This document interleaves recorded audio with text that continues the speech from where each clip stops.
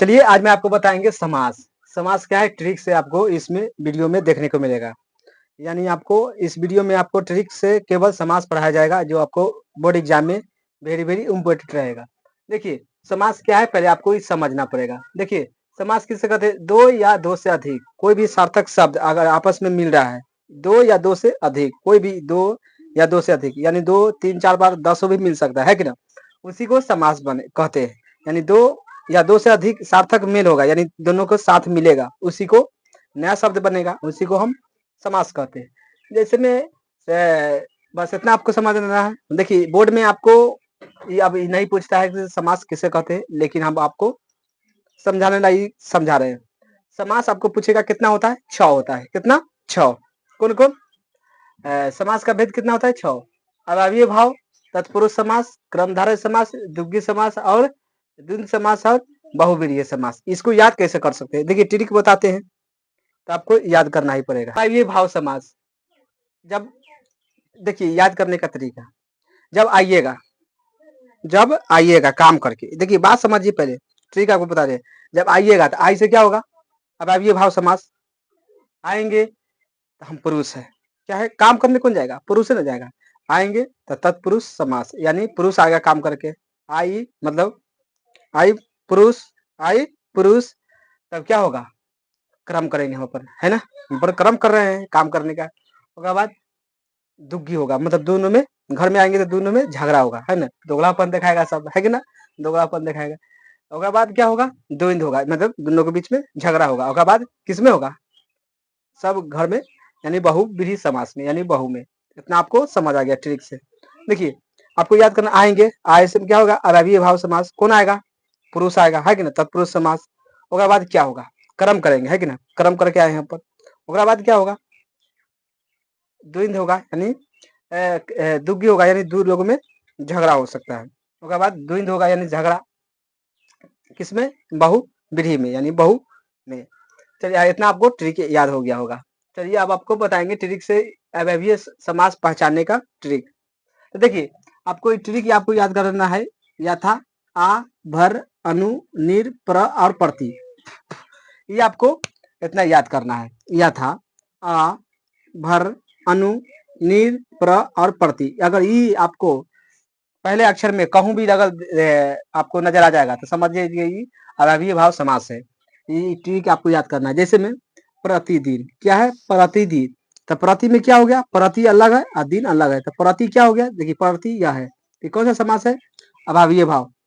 अब क्या है, आजन्मा, तो आ गया तो कौन हो गया, आ ई में है कि ना, तो कौन हो गया, अभावीय भाव समास।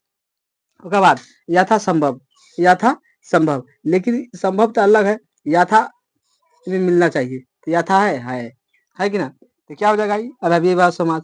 फिर यथा शीघ्र, ये सब क्या हो जाएगा, अव्ययीय भाव समास। ऐसे ढेर का होगा, लेकिन आपको ये ट्रिक याद कर लेना है। यथा, आ, भर, अनु, निर, प्र और प्रति, इतना आपको याद होना चाहिए। पहला में अव्ययीय भाव समास में। दूसरा तत्पुरुष समास। तो तत्पुरुष समास में आपको याद करना है, का, की, को, के लिए, बस, का, की, यानी काका की, को के लिए, बस, में, पर, से, इतना याद आपको का, की, को के लिए, में, पर, से, इतना आपको याद होगा तो आपको 100% याद हो जाएगा तत्पुरुष समास में। जैसे कैसे, चिड़िया मार। अब देखिए चिड़िया मार एकदम क्या है, समास है, चिड़िया मार। इसको विग्रह आप करेंगे, आपको कहेंगे अब इसको विग्रह कर रहे हैं, समास विग्रह। इसको कैसे कीजिएगा, चिड़िया को मारने वाला, है कि ना, क्या कीजिएगा, चिड़िया मार, यानी चिड़ी मार है, इसको क्या कीजिएगा, चिड़ी मार, यानी चिड़ी को मारने वाला, यानी चिड़िया को मारने वाला। जैसे रोग मुक्त है, तो रोग से मुक्त हो गया, है कि ना, रोग से मुक्त लिखेंगे, है कि ना, ये आपको समझ आना चाहिए। जैसे रोग मुक्त है तो रोग से मुक्त होना चाहिए, यानी इसका विग्रह कर रहे हैं, एक दूसरे को अलग हटा रहे हैं। तो ये अगर रोग से मुक्त है, जैसे गौशाला, यानी गाय के लिए शाला, है कि ना, गाय के लिए शाला, तो यहाँ ये आपको ई में से कोई अक्षर मिलना ही चाहिए, से आ गया इसमें। देखिए इनमें रोग मुक्त है तो रोग से मुक्त, से ई में आया ना, है कि ना। जैसे चिड़िया मारते, चिड़िया को मारने वाला, तो को है ना, इनमें को है ना, देखिए है। ये आपको ट्रिक काम करेगा, 100% करेगा। जैसे गौशाला, गौ के लिए शाला, तो गौ के लिए, तो के लिए साला है कि ना। जैसे आप बीती तो क्या होगा, आप पर बीती, आप पर बीती। कोई दिक्कत, कोई ट्रिक आपको 100% समझ। आप पर बीती, तो आप बीती कहेगा कौन सा समास है, तो तत्पुरुष समास। गौशाला, तो आपको ये भी याद करना है, गौ के लिए शाला, के लिए आ गया, समझना क्या हो गया, तत्पुरुष समास। रोग मुक्त यानी रोग से मुक्त, तो ये आ गया से, तो ये भी से क्या हो जाएगा, तत्पुरुष समास। चिड़ी मार यानी चिड़िया को मारने वाला, चिड़ी, ये सब क्या हो जाएगा, तत्पुरुष समास। आपको ये ट्रिक याद करना है, का, की, को, के लिए, में, पर, से, बस इतना याद करना है तत्पुरुष समास में। ऐसा ढेर का है, लेकिन आपको देखिए जब तक एग्जाम्पल आप सोल्व नहीं कीजिएगा, जब तक कोई प्रॉब्लम सोल्व नहीं हो सकता है। कर्म धारय समास, देखिए कर्म का धारय, कर्म को धारण करने वाला। तो देखिए आपको इतना याद करना है जो समान, है जो समान, बस इतना आपको याद करना है जो समान। जैसे महान पुरुष, तो इसको कैसे तोड़ सकते हैं, महान है जो पुरुष, यहाँ पर लिख सकते हैं महान है जो क्या पुरुष। कोई दिक्कत, महान है जो पुरुष, इसको ऐसे तोड़ सकते हैं ना। तत्पुरुष में आपको देखिए महापुरुष आपको नजर आएगा, तो महान है जो पुरुष। चरण कमल यानी चरण है, चरण के कमल, नील कमल, नीला है जो कमल, जो है आपको लगाना है। महात्मा यानी महान है जो, महान है जिसका आत्मा, महान है जो आत्मा, ये भी याद कर सकते हैं। महावीर यानी महान है जो वीर, बस यही आपको ऐसे आपको बनाना है, बस और कुछ नहीं। तो आपको चरण कमल कहेगा कौन सा समास है, तो कर्मधारय। नील कमल कर्मधारय, महात्मा कौन है, कर्मधारय। महावीर, ये सब कौन सा समास है, कर्मधारय। इतना आपको समाज है, इन्हें है जो याद करना है जो समान, इतना आपको याद करना, खाली जो याद कर लेंगे है जो, बस। दुग्गी में, दुग्गी समास किसे कहते हैं, जिसमें आपको प्रथम पद अगर संख्या आपको नजर आ गया, संख्या कोई भी संख्या आपको नजर आ गया, उसको समझ जाइएगा दुग्गी समास है। जैसे में चौराहा, तो चौ देखिए, यह आपको यहाँ शुरू में नजर आता होगा, चौ क्या है, चौ क्या है, आगाड़ी बताया है प्रथम पद संख्या वाचक होना चाहिए। तो चौ यानी चौ मतलब चार होता है, चौ मतलब क्या होता है, चार, तो चार मतलब क्या हो गया, दुग्गी समास। नौ, इनमें देखिए 9 ग्रह है, तो 9 इनमें क्या हो गया, नौ मतलब जानबे करते 9 होता है कि ना, तो 9 ये सब संख्या है, तो क्या होगा, दुग्गी समास। पंचमुखी, देखिए पंचमुखी है, तो पंच में पंच अलग हो गया, तो पंच से क्या हो गया, 5 है कि ना, 5 हो गया, तो ये सब कौन सा संख्या है, कौन सा समास है, दुग्गी समास। जैसे दोपहर, दो में क्या हो जाएगा, दो हो जाएगा, है कि ना, दोपहर हो गया, तो ये सब कौन सा समास है, दोपहर। आपको ये समाज में दुग्गी समास। त्रिकाल, ये आपको क्या हो जाएगा, त्रिकाल, आपको तीर मतलब नजर आता होगा, 3 है, तो 3 से क्या हो जाएगा, संख्यावाचक है, तो दुग्गी समास। आपको जैसे त्रिभुज, तो कौन सा है, ये भी क्या है, दुग्गी समास। ऐसा ऐसा बहुत एग्जाम्पल है आपको, इसमें 4-5 को लिए, ज्यादा कंफ्यूज करने के लिए आपको ज्यादा हम नहीं लिए, नहीं तो आप कंफ्यूज हो जाइएगा। तो आपको इस तरह का आपको ट्रिक काम 100% हो रहा है कि ना।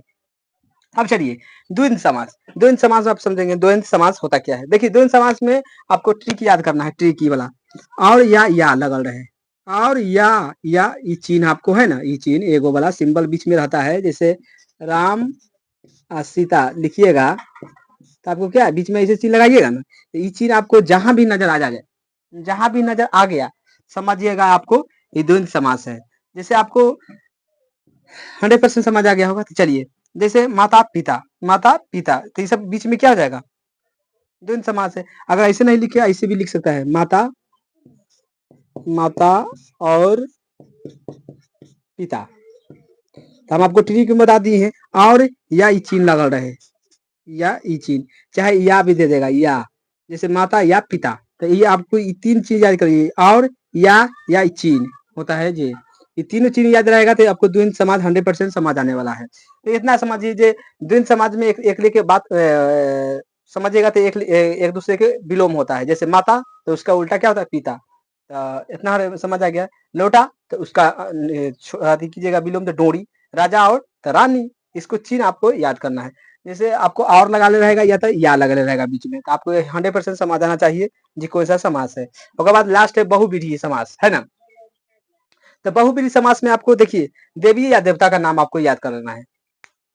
बहु या व्रीहि समास अगर ऑब्जेक्टिव में दे दिया, समझ लीजिए वो देवी देवता का नाम होगा। कैसे? देखिए, जैसे गंगाधर, गंगाधर पहले नाम कोई भी जानते हैं गंगाधर, यानी गंगा किसका नाम होता है? गंगा आप तो जानते कहते देवी की है ना? गंगा मैया है कि ना? 100%। घाना आनंद, घाना नंद, ये सब किसका है? देवी देवता का। दशानंद, ये सब देवी देवता, आपको तो पढ़ते पता हो जाएगा, ये सब देवी देवता का नाम सुना नजर आता है ना? नीलकंठ, ये सब क्या है? नीला है जो जिसका कंठ, वो को है ना शिव जी।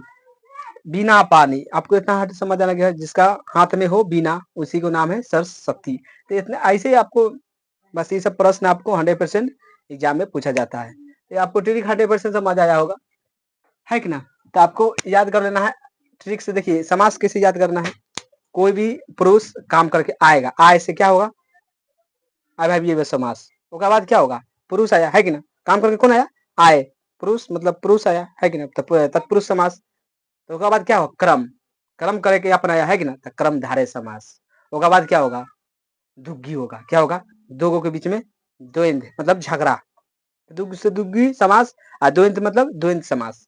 और उसके बाद किसमें झगड़ा होगा? बहु में, है ना? बहुब्रीहि समास में। बस हो गया 100% समझ। ये सब ट्रिक बताए हैं, नहीं होगा तो वीडियो को फिर से पीछे करके देख सकते हैं। आपको 100% 2 से 3 बार देखिएगा, समझ आ जाएगा। तो चलिए वीडियो को लाइक कीजिए, सब्सक्राइब एंड शेयर।